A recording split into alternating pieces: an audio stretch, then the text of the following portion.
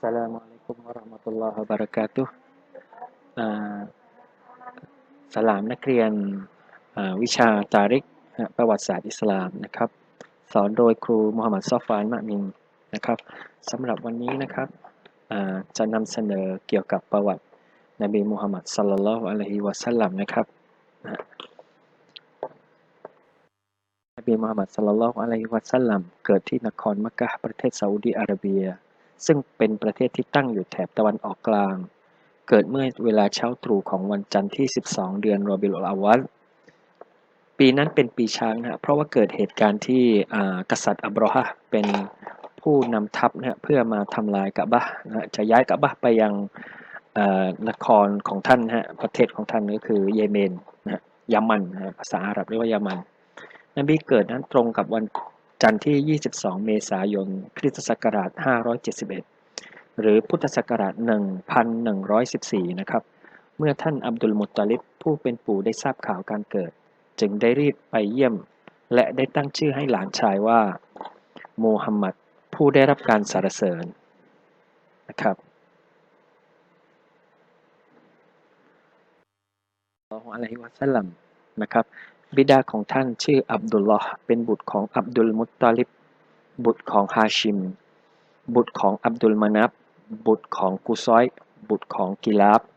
มารดาของท่านชื่ออามินะห์บุตรของอับดุลวะฮับบุตรของอับดุลมานับบุตรของซุเราะห์บุตรของกิลาบบิดามารดาของท่านนบีมูฮัมมัดศ็อลลัลลอฮุอะลัยฮิวะซัลลัมเป็นต้นตระกูลเดียวกันหรือเผ่าเดียวกันนั่นคือตระกูลกุเรชบิดาของท่านเสียชีวิตในขณะที่ท่านนบีมูฮัมมัดอยู่ในครรภ์ของมารดาและต่อมามารดาของท่านก็ได้เสียชีวิตอีกในขณะที่ท่านมีอายุได้เพียง6ขวบท่านศาสดาจึงได้ไปอยู่กับปู่ชื่ออับดุลมุตตอลิบเมื่อยังเป็นเด็กท่านเคยทำงานโดยมีอาชีพรับจ้างเลี้ยงแกะและได้เคยติดตามลุงไปค้าขายอย่างประเทศซีเรียถึง2ครั้งประเทศซีเรียเนี่ยสมัยก่อนเรียกว่าชามนะมีเมืองหลวงชื่อดัมชิกภาษาอาหรับเรียกว่าดัมชิกหรือดามัสกัสนะฮะปัจจุบันเรียกว่าดามัสกัสนะฮะอยู่ประเทศซีเรียท่านนบีเคยติดตามลุงไปค้าขายที่ประเทศซีเรียถึง2ครั้งครั้งแรกไปเมื่ออายุ12ปีครั้งที่2ไปเมื่ออายุ25ปีนะครับขณะที่ท่านนบีมีอายุ25ปีนั้นท่านไปทำงานกับท่านหญิงคอดิญะห์ซึ่งเป็นเจ้าของกิจการการค้าการขายในนครมักกะฮ์เป็นเศรษฐีนีที่ร่ำรวยเป็นเจ้าของกิจการนะด้วยความซื่อสัตย์ของท่านนบีมูฮัมมัดศ็อลลัลลอฮุอะลัยฮิวะซัลลัมและเป็นคนตรงไปตรงมามีความสุจริตมีไมตรีภาพและมีมิตรภาพที่ดีกับทุกคนนะทำให้การค้าขายนั้นเจริญรุ่งเรืองนะฮะประกอบกับมีประสบการณ์ในเรื่องการค้าขายเมื่อสมัยที่อยู่กับลุงจึงทำให้กิจการการค้าของหญิงคอดิญะห์ได้เจริญรุ่งเรืองเป็นลำดับแม่นมของท่านศาสดาเมื่อท่านศาสดาเกิดได้เพียง2-3 วันท่านได้รับการเลี้ยงดูจากซุวัยบะห์ซึ่งเป็นแม่นมคนแรกสำหรับแม่นมคนที่2ชื่อฮาลิมะห์อัสซะดียะห์ซึ่งเป็นแม่นมโดยถาวรวัยเติบโตของท่านศาสดามูฮัมหมัดศ็อลลัลลอฮุอะลัยฮิวะซัลลัมท่านศาสดามูฮัมหมัดศ็อลลัลลอฮุอะลัยฮิวะซัลลัมเป็นบุคคลที่เพียบพร้อมไปด้วยความประเสริฐหลายด้านเช่นความสัจจะความซื่อสัตย์ท่านได้รับฉายานามว่าอัสซอดิกผู้มีวาจาสัจจะและอีกฉายาหนึ่งก็คือที่เรารู้จักกันอย่างแพร่หลายก็คืออัลอามีนผู้ที่มีความซื่อสัตย์นั่นเองนะเป็นฉายาที่นบีได้รับมาตั้งแต่ยังเด็กๆนะครับนบีเป็นผู้ที่มีความซื่อสัตย์สุจริตการเสียชีวิตของอับดุลลอฮ์นะฮะบิดาของท่านศาสดาสิ้นชีวิตในขณะที่ท่านศาสดาอยู่ในครรภ์มารดา2 เดือนนะครับนะฮะนี่คือกุโบของท่าน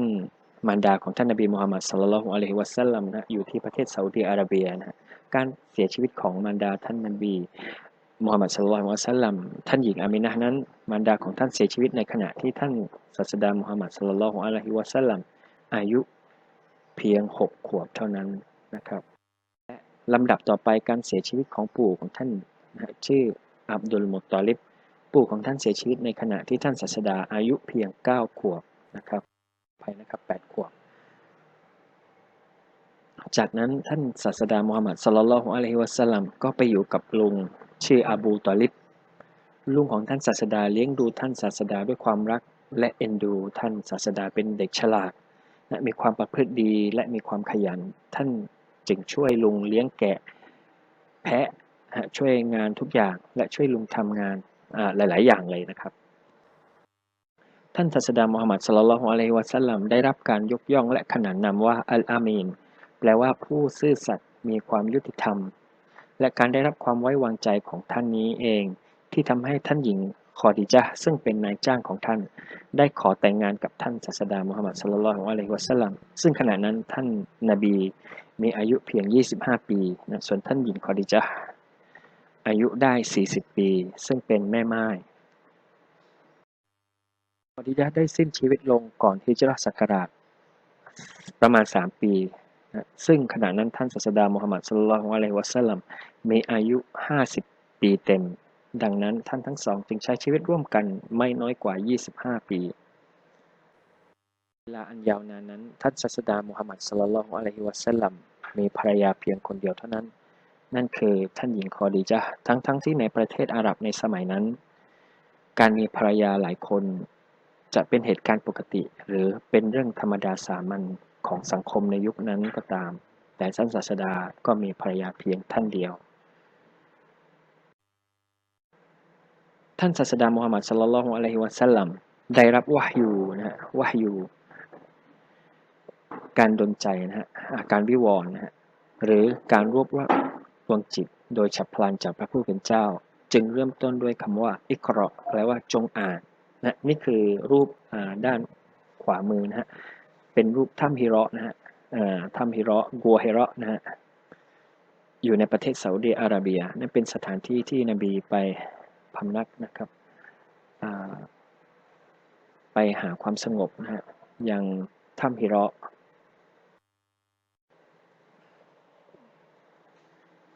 ซูเราะห์อัลอะลักนะฮะเป็นซูเราะห์แรกที่อัลลอฮ์ประทานลงมานะครับนะฮะอ่านว่านะฮะจงอ่านด้วยพระนามของพระผู้อภิบาลของเจ้าผู้ทรงสร้างสากลจักรวาลผู้ทรงสร้างมนุษย์จากก้อนเลือดจงอ่านเถิดและผู้อภิบาลของเจ้าทรงเอื้อเฟื้อเผื่อแผ่ยิ่งด้านขวามือเป็นซูเราะห์อัลอะลักนะฮะที่อัลลอฮฺซุบฮานะฮูวะตะอาลาประทานลงมาให้กับท่านนบีมุฮัมมัดศ็อลลัลลอฮุอะลัยฮิวะซัลลัมเป็น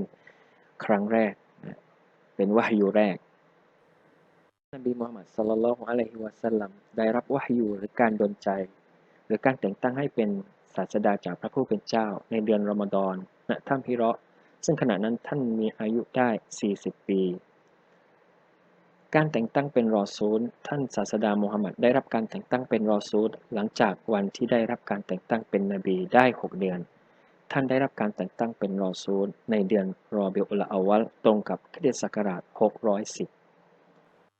พระเจ้าทรงมีบัญชาให้ท่านศาสดามูฮัมหมัดศ็อลลัลลอฮุอะลัยฮิวะซัลลัมประกาศอิสลามอย่างลับๆคือประกาศแก่ญาติผู้ใกล้ชิดเป็นประการแรก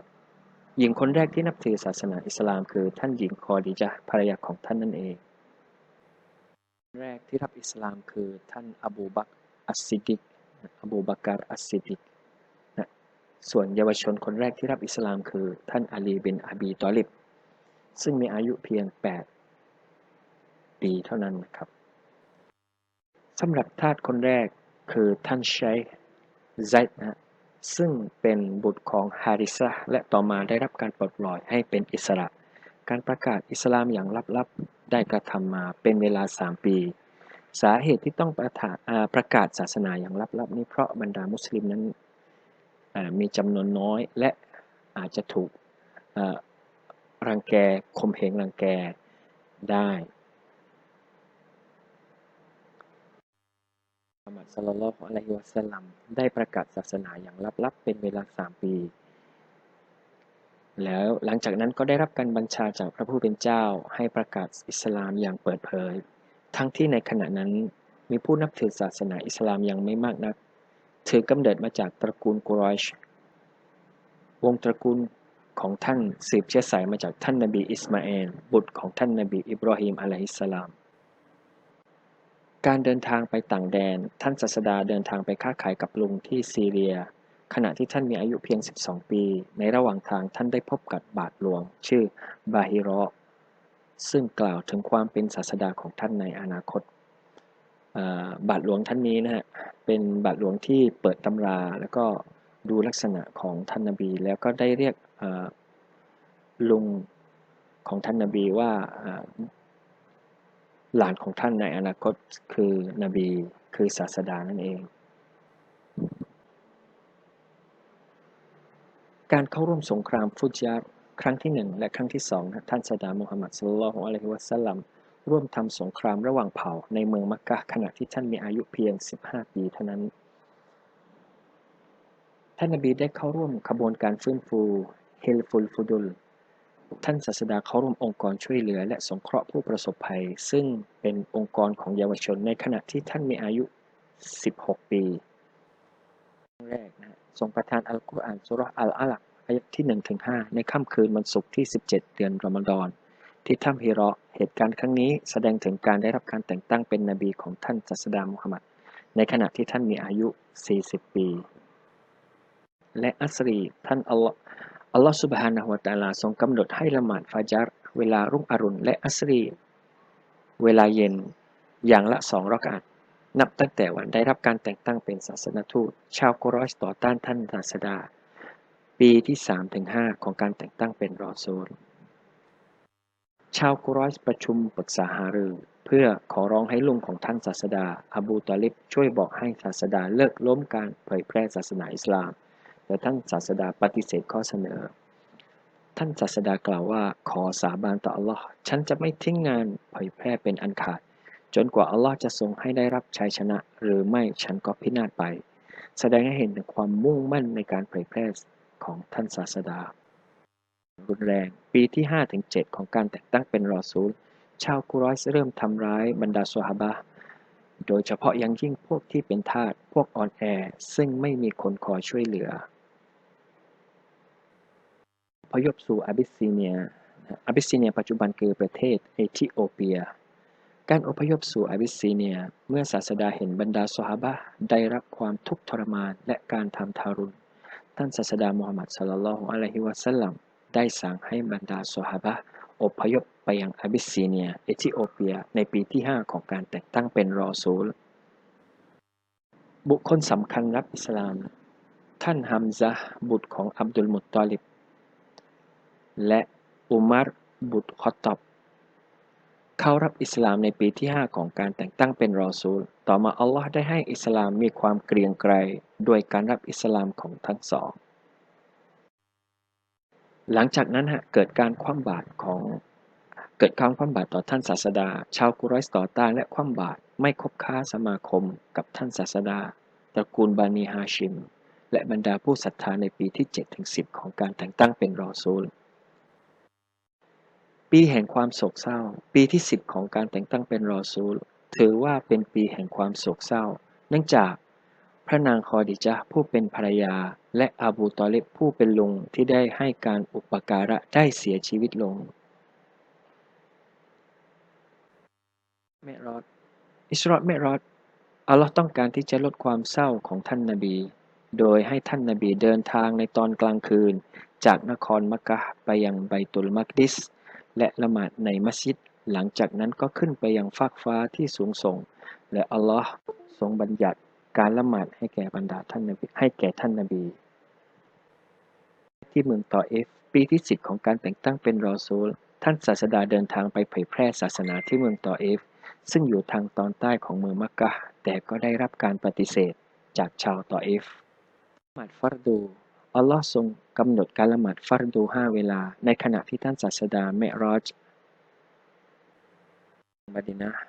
ปีที่ 11 ของการแต่งตั้งเป็นรอซูลชาวมะดีนะห์6 คนเขาพบท่านศาสดาเพื่อขอรับอิสลามสนธิสัญญา